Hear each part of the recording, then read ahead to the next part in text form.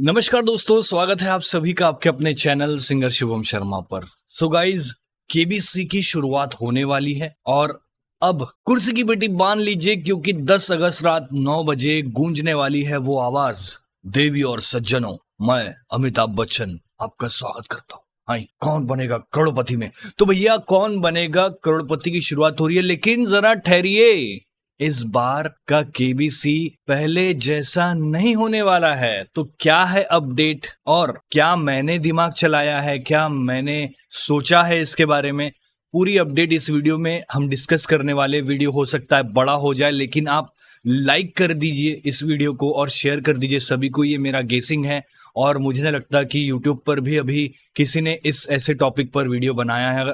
अब अगर कोई बनाता है तो हो सकता है वो, समझ रहे हो, हम देख के ही बनाएगा। चलिए कोई बात नहीं। तो ऐसे में इस बार आपका दाव उल्टा भी पड़ सकता है, क्योंकि अगर आपको लगता है कि आपने सारी जीके की किताबें रट ली है, चाट ली है, तो आप आराम से करोड़पति बन जाएंगे और आपका बनना तय है। लेकिन सिर्फ जवाब याद रखने से, लेकिन क्योंकि इस सीजन में अमिताभ बच्चन जी ने प्रोमो में साफ साफ कह दिया है कि सिर्फ जवाब याद रखने से काम नहीं चलेगा, अब सोचना पड़ेगा। जी हाँ दोस्तों, और इस बार केबीसी में सवाल पूछने का तरीका बदलने वाला है। फास्टेस्ट फिंगर फर्स्ट के भी नियम चेंज हो सकते हैं। सोनी लिव पर घर बैठे जीतो ऑडियंस के लिए भी यहाँ पर अब एक नया ट्विस्ट आ सकता है।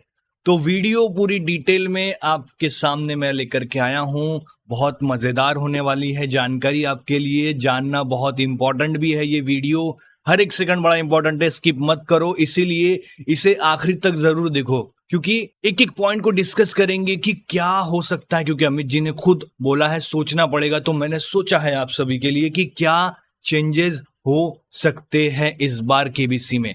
तो वीडियो की शुरुआत करते हैं। इससे पहले अगर आप चैनल पर नए हैं तो इस वीडियो को लाइक, चैनल को करें सब्सक्राइब और कर दीजिए शेयर सभी के साथ। सो गाइस, सबसे बड़ा सवाल तो ये है कि सबसे बड़ा बदलाव कौन सा होने वाला है। तो सवाल पूछने का तरीका यहाँ पर चेंज हो सकता है, क्योंकि पहले क्या सवाल, एग्जाम्पल के तौर पर अगर मैं बताऊं तो पहले कैसे पूछते थे कि ताजमहल किस नदी के किनारे स्थित है। आपने तुरंत इसका जवाब, आपने पढ़ा लिखा है और आपको याद है, रटा रुटाया है, तो आप तुरंत ही वहां पर लॉक करेंगे, sir please lock this option Yamuna, और पैसे आपकी जेब में। लेकिन रुको जरा, ऐसा नहीं होगा अब, क्योंकि हर जानकारी आपको मोबाइल पर और इंटरनेट पर मौजूद मिल जाती है। और ऐसे में केबीसी चाहता है कि जो कंटेस्टेंट है वो सिर्फ जानकारी याद ना रखे, बल्कि उसे सही जगह इस्तेमाल भी कर सके। इसीलिए इस बार आपको आपकी तर्क शक्ति, आपकी समझ और कॉमन सेंस की भी यहां पर परीक्षा होने वाली है। सो मान लीजिए, अब कैसे पूछे जाएगा सवाल, ऐसे नहीं तो कैसे, तो थोड़ा सा घुमा फिरा के आपके सामने सवाल परोसा जा सकता है और कुछ इस तरह से पूछा जाएगा कि वही क्वेश्चन था, उसको किस तरीके से पूछा जाएगा कि यदि आप दिल्ली से आगरा यमुना नदी के बहाव की दिशा में यात्रा कर रहे हैं तो रास्ते में सबसे पहले कौन सा ऐतिहासिक स्मारक आएगा। यानी इस बार सिर्फ जीके नहीं बल्कि दिमाग भी पूरी स्पीड में चलाना पड़ेगा। सो ये क्वेश्चन में थोड़ा सा घुमा के पूछे जाने की यहाँ पर संभावना है। अब बात करते हैं ट्रिपल एफ को किस तरीके से यहाँ पर बनाया जा सकता है। देखिए, ट्रिपल एफ को भी इस तरीके से थोड़ा घुमा करके पहले पूछते थे कि भैया लगा ऊपर से लेके नीचे तक, नीचे से लेके ऊपर तक। तो इसमें भी मुझे ऐसा लग रहा है बहुत सारे बदलाव हो सकते हैं, थोड़ा सा इसको भी घुमा कर पूछा जा सकता है। तो सबसे पहले हमने देखा था कि पहला बदलाव कि फास्टेस्ट फिंगर फर्स्ट में एक सवाल सही क्रम में सबसे तेज लगाने पर हॉट सीट मिल जाती थी, लेकिन अब 3 सवाल लगातार पूछे जाएंगे जिसके जवाब कम समय में देने होंगे और तभी आपको हॉट सीट तक पहुंचने का मौका मिलेगा। अब दूसरा बदलाव यहाँ पर हमने जल्दी 5 देखा था और कुछ एपिसोड में आपको देखने को मिलेगा ये जल्दी 5 वाला सीन, क्योंकि जिनमें 2 कंटेस्टेंट आमने सामने होंगे, दोनों के सामने बजर होगा।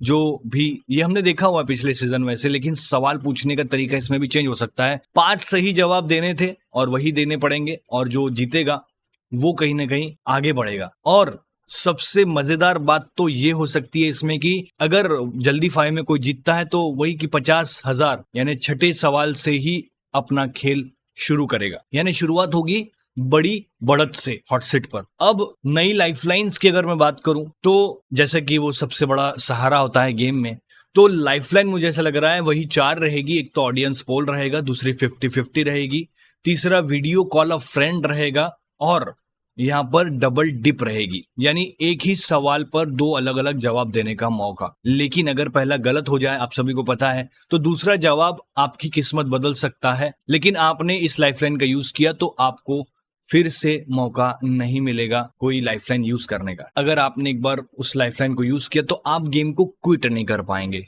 स्वाभाविक सा रूल था, पहले भी यही था, ठीक है। तो ऐसी 4 मुझे ऐसा लग रहा है कि लाइफलाइंस रहने वाली। यानी अब पिछले सीजन में सबसे फेमस, सबसे लोकप्रिय सेगमेंट था सुपर संदूक। जी हाँ, वो इस बार फिर से लौटेगा। पहला पड़ाव पार करने के बाद 60 सेकंड में 10 सवाल देने होंगे। सही जवाब पर 10,000 रुपए, यानी 5 सही जवाब पर 50,000 रुपए। तो आप जो 50,000 सुपर संदूक की जीती हुई रकम है, उन पैसों के बदले में अपनी इस्तेमाल हो चुकी कोई भी एक लाइफलाइन को दोबारा वापस ला सकते हैं, यानी गेम के अंदर वापसी का शानदार मौका है, या फिर आप अपने बैंक अकाउंट में जमा करा सकते हैं। और अगले बड़े बदलाव की अगर मैं बात करूं तो घर बैठे जीतो ऑडियंस, यानी प्ले अलोंग वाले ऑडियंस के लिए क्या हो सकता है। जो भी घर बैठे केबीसी खेलना पसंद करते हैं, इस बार सोनी लिव का प्ले अलोंग पहले से कहीं ज्यादा इंटरेस्टिंग यानी रोमांचक होने वाला है। जैसे ही 10 अगस्त रात 9 बजे शो शुरू होगा, आप अपना सोनी लिव ऐप खोल लीजिए। जो सवाल हॉटसीट के कंटेस्टेंट को देखने को मिलेगा, उन्हें पूछा जाएगा, वही सवाल आपकी भी स्क्रीन पर आएंगे। इस बार आपको सिर्फ सिंपल यानी सामान्य सवाल नहीं मिलेंगे, बल्कि ट्रिपल एफ टेस्ट और सुपर संदूक में भी हिस्सा लेने का मौका देखा है हमने। ट्रिपल एफ नहीं था, हो सकता है इस बार ट्रिपल एफ को भी सभी घर बैठे ऑडियंस के लिए यहाँ पर लाया जाए। सही जवाब देना है और ज्यादा से ज्यादा कॉइन्स, ज्यादा से ज्यादा पॉइंट्स यहाँ पर जुटाना है। और डेली लीडर बोर्ड की लिस्ट आती थी, इस बार भी आएगी, जिसके चलते सबसे बड़ी चीज हमें कॉल आए थे प्ले अलोंग के को खेल करके केबीसी से, और एक अपॉर्चुनिटी मिल रही थी कि अमिताभ बच्चन जी के सामने हॉट सीट पर बैठने का अवसर यहाँ पर मिल रहा था। इस बार भी वही होगा। हालांकि टॉप 10 में आए हुए लोगों को कोई खास यहाँ पर कूपन्स भी देखने को मिले थे, ठीक है। सो गाइस, अभी भी आपको कोई आइडिया नहीं आया है तो थोड़ा सा और डिटेल में जाते हैं। हो सकता है वीडियो बड़ा हो चुका है, लेकिन अभी आपको अगर समझ आ चुका है कि किस तरीके से चीजें रहेगी, तो एक लाइक कर दीजिए, सब्सक्राइब कर दीजिए चैनल को और शेयर कर दीजिए सभी के साथ। अब केबीसी का पूरा खेल बदलने वाला है, पहले जैसा नहीं रहेगा। पहले बहुत साधारण से सवाल यहाँ पर पूछे जाते थे और ऐसे सवाल होते थे जिनका जवाब आपने किताबों में पढ़ा हो और तुरंत आप उसका जवाब दे देते थे। लेकिन अब सिर्फ रटा हुआ ज्ञान नहीं है, बल्कि तर्क शक्ति, समझ, कॉमन सेंस, जैसे कि मैंने आपको बताया, वो काम आने वाला है। तो अब थोड़ा सा एग्जाम्पल ले लेते हैं मेरे हिसाब से किस तरीके से चीजें हो सकती है। मैं ये नहीं कह रहा हूं कि ऐसी होगी, बट आई एम गेसिंग, क्योंकि सोचना पड़ेगा ना। मैं भी सोच रहा हूं, दिमाग सबके पास में है, कोई सोच रहा है कोई नहीं सोच रहा है, लेकिन हम तो सोच ही रहे। चलिए, तो मैंने क्या सोचा है वो ये कि सबसे पहला उदाहरण मैं आपको बताऊं तो मैंने बताया था कि पहले कैसे सवाल पूछा जाता था कि ताजमहल किस नदी के किनारे है, या फिर शाहजहां ने ताजमहल का निर्माण किस वर्ष में कराया था। क्यों? ये आसान था ना। अगर आपने जनरल नॉलेज को पढ़ा है तो आप तुरंत जवाब दे देंगे, यमुना नदी के तट पर है और इस वर्ष में बनाया गया है, ठीक है। सिर्फ याद रखने की ही परीक्षा थी, यानी मेमोरी बेस्ड था। अब कैसा हो सकता है कि यदि आप यमुना नदी के बहाव की दिशा में दिल्ली से आगरा की ओर यात्रा कर रहे हैं, तो रास्ते में सबसे पहले कौन सा ऐतिहासिक स्मारक मिलेगा? आपके विकल्प रहेंगे ताजमहल, लाल किला, हुमायूं का मकबरा या फिर कुतुब मीनार। अब यहाँ पर क्यों सोचना पड़ेगा? अब केवल ये जानना काफी नहीं है कि कौन सा स्मारक कहाँ है। आपको अपने दिमाग में दिल्ली और आगरा का नक्शा बनाना होगा, यमुना नदी की दिशा समझनी होगी और फिर सही उत्तर तक पहुंचना होगा। यानी इस बार सिर्फ जानकारी नहीं, सोचने की क्षमता भी आपकी सबसे बड़ी ताकत होगी। देखिए, इंटरेस्टिंग हो रहा है गेम और कठिन भी हो रहा है। अब वो तो आने वाला समय ही बताएगा कि कैसी चीजें होती है। अब बात करते फास्टेस्ट फिंगर फर्स्ट का कैसा नया अंदाज होने वाला है, क्योंकि पहले फास्टेस्ट फिंगर फर्स्ट में सिर्फ हमको क्रम में लगाना होता था। जैसे इन फिल्मों को अपनी रिलीज के वर्ष के अनुसार पहले से बात के क्रम में लगाए। अगर साल याद थे तो आप आसानी से उसका जवाब दे देते थे, लेकिन अब एक नया लॉजिकल ट्रिपल एफ ऐसे पूछा जा सकता है जैसे इन रिश्तों को उनमें शामिल व्यक्तियों की संख्याओं के आधार पर बढ़ते क्रम में लगाइए। ऑप्शन रहेंगे आपके दादाजी के इकलौते बेटे, आपके पिताजी के सास ससुर, आपकी माँ की इकलौती बहन और आपके चाचा जी के माता पिता। सो अब सोचना पड़ेगा, है कि नहीं? तो पहले हर रिश्ते को दिमाग में समझना होगा। हो सकता है इसके लिए थोड़ा टाइम लिमिट ज्यादा भी मिले, पर अगर मैं इस क्वेश्चन को थोड़ा एक्सप्लेन करूं तो दादा के इकलौते बेटे मतलब एक व्यक्ति, पिता जी के ससुर और सास यानी दो व्यक्ति, अब माँ की इकलौती बहन मतलब एक व्यक्ति, और चाचा जी के माता पिता यानी दो व्यक्ति।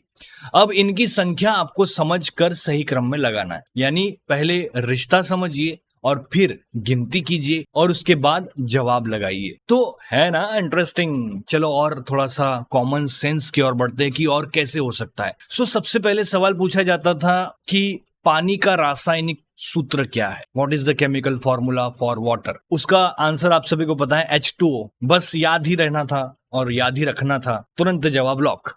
अब नया किस तरीके से सवाल हो सकता है? अगर आप किसी ऊंचे पहाड़ पर मैगी बना रहे हैं तो वह मैदान की तुलना में जल्दी पकेगा या देर से पकेगा, और क्यों? तो अब सोचना पड़ेगा, है कि नहीं? यहां केवल H2O याद होना काफी नहीं है, आपको एटमॉस्फेरिक प्रेशर यानी वायु दाब और पानी के उबलने का तापमान यानी बॉइलिंग पॉइंट ऑफ वाटर का भी सिद्धांत समझना होगा और उसी के आधार पर उत्तर देना होगा। यानी आसान शब्दों में समझिए कि इस बार केबीसी सिर्फ ये नहीं देखेगा कि आप कितना याद रखते हैं, यानी आपको कितना याद है, बल्कि ये भी देखेगा कि आप किसी भी जानकारी को जोड़कर सही निष्कर्ष पर पहुंच सकते हैं क्या। यानी इस बार हर कंटेस्टेंट को एज ए डिटेक्टिव की तरह सोचना पड़ेगा। सवाल के अंदर छुपे हुए छोटे छोटे संकेतों को समझना होगा, तर्क लगाना होगा और तभी आप सही जवाब तक पहुंच पाएंगे।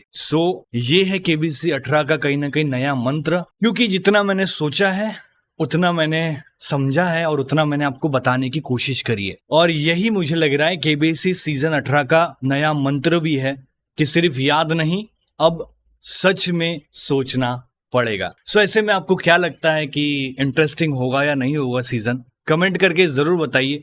और ये वीडियो ये इंफॉर्मेटिव लगी है, इंफॉर्मेशन, तो इस वीडियो को लाइक, चैनल को करें सब्सक्राइब। आपके हिसाब से क्या चेंजेस हो सकते हैं कमेंट करके बताइए, या कुछ ज्यादा ही कठिन हो रहा है ये भी बताना। और आप कितने एक्साइटेड है, क्योंकि नेक्स्ट मंथ 10 तारीख से 10 अगस्त से शुरू होने वाला है केबीसी का नया सीजन 18। तो आप कितने एक्साइटेड है कमेंट करके बताइए, और आपके कोई डाउट है तो कमेंट करिए। इसके अलावा अगर आप हमारे साथ व्हाट्सएप चैनल के थ्रू जुड़ना चाहते हैं तो कमेंट में दिए गए लिंक पर क्लिक करके आप चैनल पर जुड़ जाइए, ताकि आपको जो भी इस YouTube चैनल पर हो रहा है वो आपको तुरंत ही उसका नोटिफिकेशन मिल जाए, और जैसे ही नया वीडियो या नई इंफॉर्मेशन आती है, जो भी हलचल होती है चैनल पर, वो आपको मिल जाए तुरंत। तो ऐसे में अब आपसे मुलाकात होगी अगली अपडेट वीडियो में।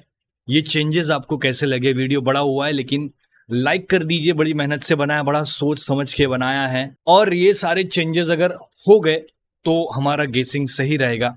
हो सकता है कुछ टफ हो रहा हो, लेकिन हो सकता है कुछ आसान करेंगे, क्योंकि देखना होगा कि क्या मेकर्स ने यहाँ पर चेंज किए हैं और किस तरीके से चीजें अब सामने आएगी। हमने तो सोच लिया, अमित जी ने बोला सोचना पड़ेगा तो हमने सोच लिया। अब देखते हैं कि असल में चीजें क्या इसी तरीके से आएगी या और भी कोई नए चेंजेस हो गए। तो सारी अपडेट के लिए चैनल पर बने रहे। अब आपसे मुलाकात होगी अगली अपडेट वीडियो में बहुत जल्द।